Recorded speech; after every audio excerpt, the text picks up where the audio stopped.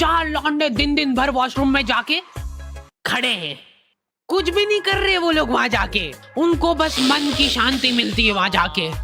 अगले दिन उन चारों ने प्लानिंग करी, कुछ तो प्रोडक्टिव करते यार वहां जाके। अगले दिन वो सब पानी की बोतल लेके गए। अब वो पानी पी पी के हाथों हाथ मूत रहे हैं। और ये टीचर लोगों को प्रॉब्लम क्या है, बच्चे अगर वॉशरूम जा रहे हैं तो एक गया है तो अभी दूसरा नहीं जा सकता है। क्यों? तुम्हारे घर की लेटरिन थोड़ी ना है वो कि एक टाइम पे एक जना यूज कर सकता है। मान लो वो 2 जने अगर वॉशरूम में मिल गए तो वो क्या कर लेंगे ज्यादा से ज्यादा? भाई यहाँ का बल्ब निकाल लेते हैं ना। हाँ निकाल लो, फीस भरी है अपन ने। लॉन्डो को ऐसा लग रहा है कि इन्होंने फीस भर के पूरा स्कूल खरीद लिया है। 10 लॉन्डे कॉरिडोर में छाती चौड़ी करके चल रहे हैं प्रिंसिपल के सामने। प्रिंसिपल को इग्नोर कर रहे हैं ये लोग। इनको ऐसा लग रहा है कि इन्होंने फीस भर दी है तो प्रिंसिपल इनके पैर पड़ेगी। उनमें से आधों ने फीस भरी भी नहीं है। हमारा स्कूल बिल्कुल सेफ नहीं था। हमारे वॉशरूम में चोरियां हो जाती थी यार। बल्ब चोरी करने के बाद सब लोग अंधेरे में मूत रहे एक दूसरे के जूते पे। उधर उधर कर। उसके बाद पूरे वॉशरूम में कुछ दिख नहीं रहा है चोरी करने का। तो ये लोग हाँ नल उखाड़ के ले गए। नल कौन ले जाता है? कभी वो मछली वाले साबुन चोरी हो जाते थे, कभी ये फिनाइल की सफेद गोली को माउथ फ्रेशनर समझ के खा जाते थे। भाई भाई इसको चबा मत, इसको चूस, ज्यादा देर तक चलेगी ऐसे। ठंडक हो रही भाई, ठंडक।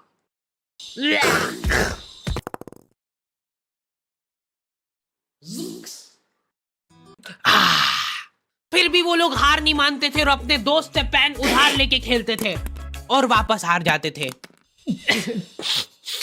तो अब क्लास में कुछ बच्चों के पास पोटला भर के पेन पड़ा है और कुछ बच्चों के पास पेन ही नहीं है। पेन इस कैद खाने की करेंसी थी। जिसके पास जितने महंगे पेन वो उतना रईस। यहाँ पे ब्लैक में पेन इधर उधर होते थे। नॉर्मल लोगों के पास होते थे 5 रुपए वाले जीफी जेल, जो कि तुम 1 पन्ने पे लिखोगे तो पीछे 10 पन्ने तक छप जाएगा। और उनसे भी गए बीते लोग होते थे जो 3 रुपए वाला यूज एंड थ्रो लेके आते थे और उससे भी उनकी अच्छी राइटिंग आ जाती थी। बहुत चिढ़ मचती थी यार मैं कौन से। और कुछ चुनिंदा रईस लोग होते थे जिनके पास होता था ट्राइमैक्स। हर बच्चे का सपना होता था कि उसके पास एक ट्राइमैक्स हो, साथ में आसपास 2-4 लड़कियां हो। मेरे को प्लीज मेरे को यहाँ पे ऑटोग्राफ दे दो। ये लो ट्राइमैक्स किंग के। ये ट्राइमैक्स क्या बात कर रही है, सही में एकदम रईस लोग ही अफोर्ड कर पाते थे ट्राइमैक्स। वो बाबड़े भी एक एक अक्षर लिख के रिफिल खोल के देखते थे। खाली हो रही है तो एक बार एक रईस बच्चे का ट्राइमैक्स चोरी हो गया। पूरे स्कूल में हाहू मच गई थी।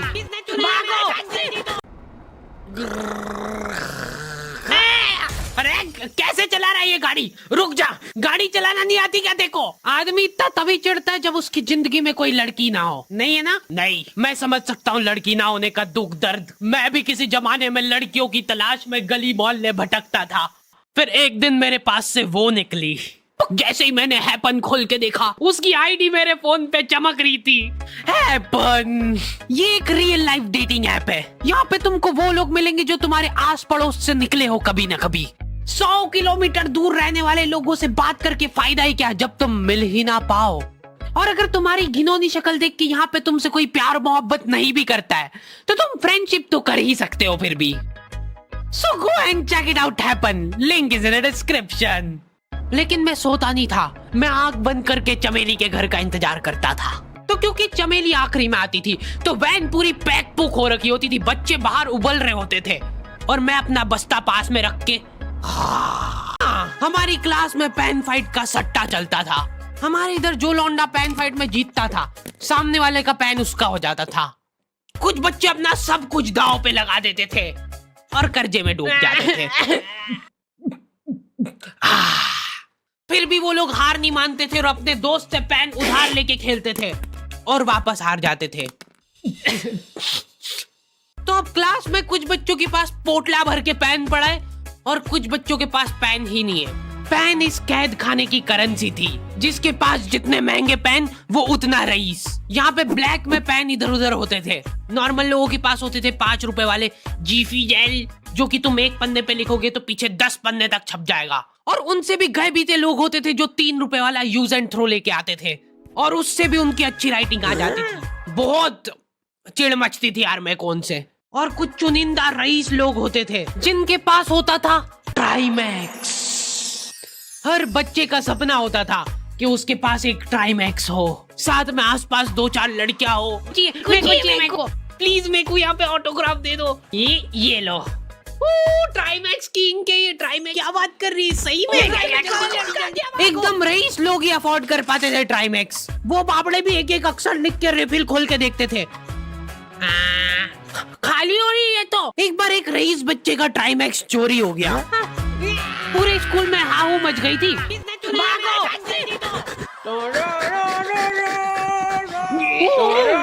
देखो, उस दिन हमको पता चला कि वो आदमी दौड़ भी सकता है।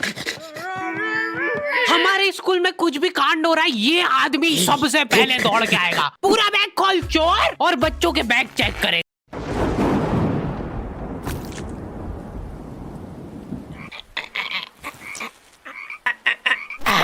हमारा स्कूल ये एक ऐसा कैद खाना था जहाँ के नियम कायदे कानून कुछ अलग होते थे। इस जेल के कैदी डेली अपने घर से बस्ता टांग के यहाँ पे आते हैं दिहाड़ी करने। कई माँ बाप उनके बच्चों को खुद इस जेल में फेंक के जाते हैं ताकि उनका बच्चा जिंदगी में एक सक्सेसफुल दिहाड़ बन सके। दरिंदे रोक दे बच्चा। मैं अपनी दिहाड़ी करने वैन से जाता था। हमारी वैन वाले ड्राइवर का नाम था भैया जी, और उसकी वैन का नाम था मैजिक, जिसका हर दूसरे दिन टायर पंचर हो जाता था। बच्चे लोग स्कूल जाके पढ़ना सीखे ना सीखे, टायर पंचर बनाना जरूर सीख जाते थे।